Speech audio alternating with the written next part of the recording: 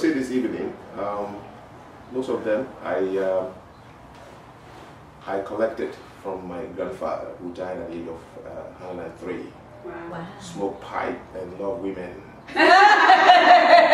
The secret to longevity. Yeah. Yeah, right. And he influenced my life in a way I don't think any classroom could. And it has helped me understand life, nature, the laws of nature.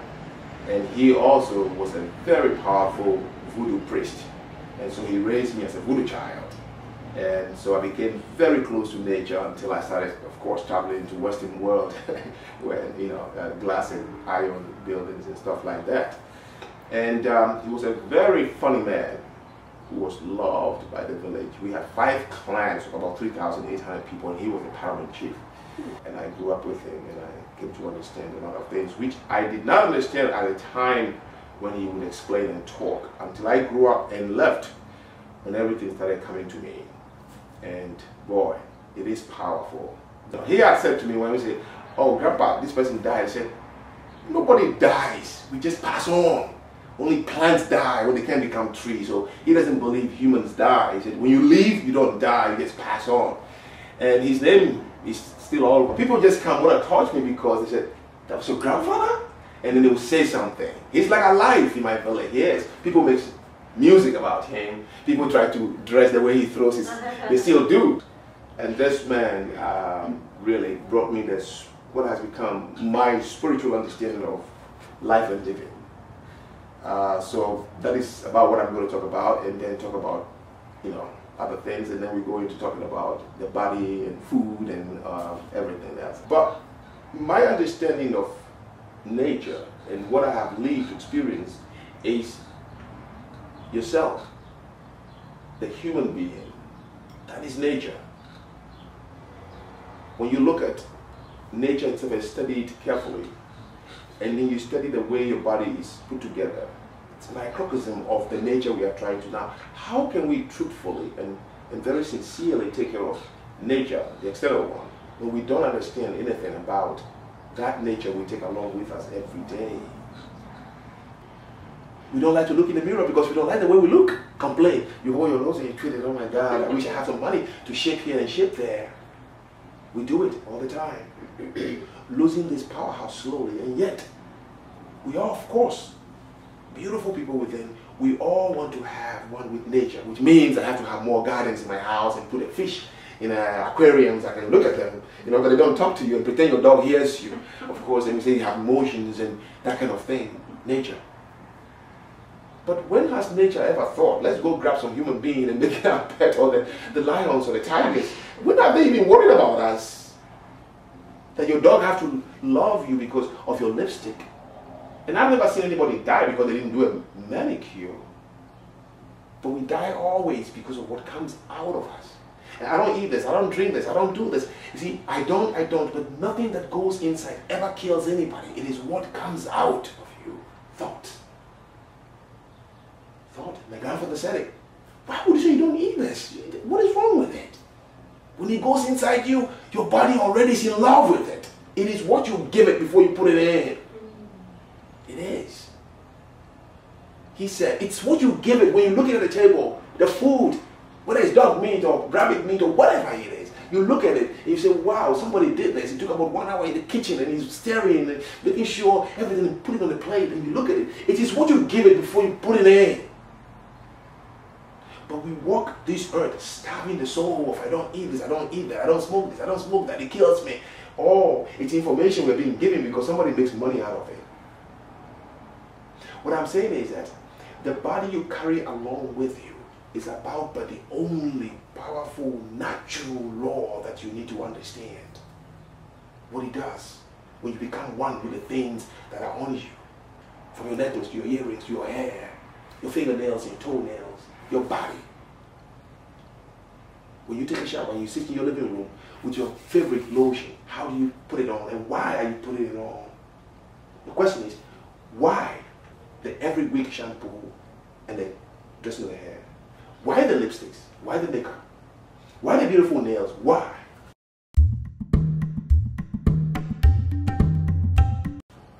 So So I created this thing about 13 years ago. I call it UPF, the Universal Prime Force. The Universal Prime Force can be explained as motive, or purpose, or reason. Motive. It's the most powerful thing behind everything you do. When you do it, ask yourself, why are you doing it? When you spend 30 minutes just polishing and rubbing it off and putting more, why?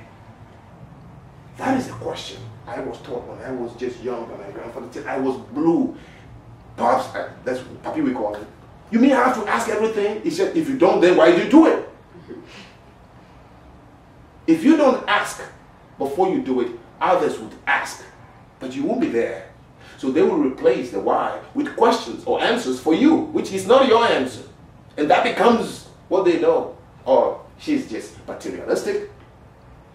Because you didn't have a motive. Why do we do it?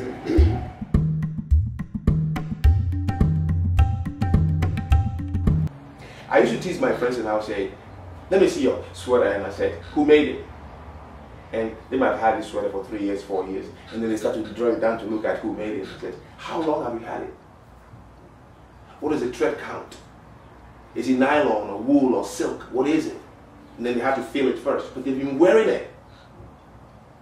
My friends use perfume they bought for about $100 and something. And so it's become only just a habit, like, okay, I finish shopping, and then you walk away without even smelling the lavender in it, the hibiscus, the things put together. We don't even remember how it, we can't tell how it smells because it just become a habit. And then you get into your car and then you push in that CD. A CD now is what, $18 or $24? And the music is playing, but you're not even hearing it. The guitar, the breathing, the studio, things beyond the music itself. We're not in tune with it anymore. Just it's become a habit. Just pushing the CD and then you're driving. And then you pick your cell phone and the music is playing and then you turn it down and that kind of thing. And we wear the clothes we wear and we're never even one with it. Just yank it, look, yank one, put it on, and then without even for a moment feeling it, the texture. And closing your eyes and saying, the day you saw that sweater on the rack at Banana Republic or Antenna, many people have gone through that store. Some touched it, loved it, but couldn't afford it, and they walked away. Some tried it on just for the joy, but the credit card can't buy it, and they walked away. Most saw it and didn't like it, and they walked away, but you saw it, you loved it, and you could afford it, and you bought it 2 years ago. And yet, your relationship with that sweater is nothing but the cloth that covers your skin. Because you're looking for more to buy, different ones, because you saw it on somebody on Sex and the City, and it looks good. And so, I got to buy another one. Or what they call housewives, you know, they wear these things that they give to them to promote. And then we fill in our closet with more and more, and the shoes, and then everything. But you can take that same sweater and look at it and have one with it. First 2 seconds. Feel it, look at it, again and again. And you will see something different you've never seen. And the day you wear it with that attitude, that is your connection with nature. Think about how many people who sweat, worked day and night, putting it together, and then package it, and then shipped it before it came to that store. The connection is powerful. I've seen people eating spaghetti and driving an Audi. And I said, how can you, when I cook, and I love cooking, and I set my table, my friend walked in and said, who's coming? I said, who's coming? I am coming. Aww. I have to set it, I have to put the thing on the table and set it, and then sit and eat. I eat, really. Looking at the food and it's looking at it and seeing where it came from. The weather, the rain, the soil, everything that made this food. The people who touched it, were very careful not to contaminate it before it came to the store and you bought it. And when it goes into the body, what it is supposed to do. For that reason, I established this a whole ritual.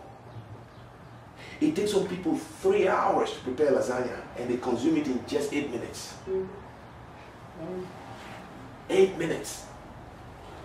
And if any man made love to you like that, you'd be angry.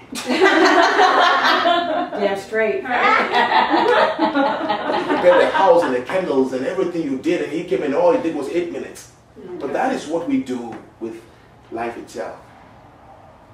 And my grandfather would take me along at night, and then we would just walk, and then he would be pointing at everything, and he said, wait until tomorrow. They will not look like this. They will change. The dews that come at night and fall on them, and say, just feel it. And then I'll feel it, the leaves, and then you squeeze it, and you smell it. He said, did you smell it when you? I said, no. He said, now, do you see? There is something in that leaf. When you walk past it every day, but when you just squeeze it, it smells different. And he said, now put it in your mouth. I said, Grandpa, I said, put it in your mouth. Now put it in my mouth, and something's hard and stuff. I said, wow. And these are the things he did. This was his life with nature. Everything for him was one. Everything for him belonged to him, and everything didn't belong to him. And they say, May 21st is the end of the world. I say, it came too late, because for me, my end of my world comes every 3 months. I kill the old world and I renew anew all the time. My heart and my mind. These are the only 2 places that I'm afraid of. Those are the only 2 things that can kill me. Nothing else can kill me in this world. I'm never going to die. Never. I will pass away. So I will live without fear, and I'll make love without fear, and I'll meet people without fear, and I'll travel without fear, and I'll make friendship without fear, I'll get rich without fear, and I'll be poor without fear, because I am my powerhouse. Because constantly I'm renewing my heart and my mind.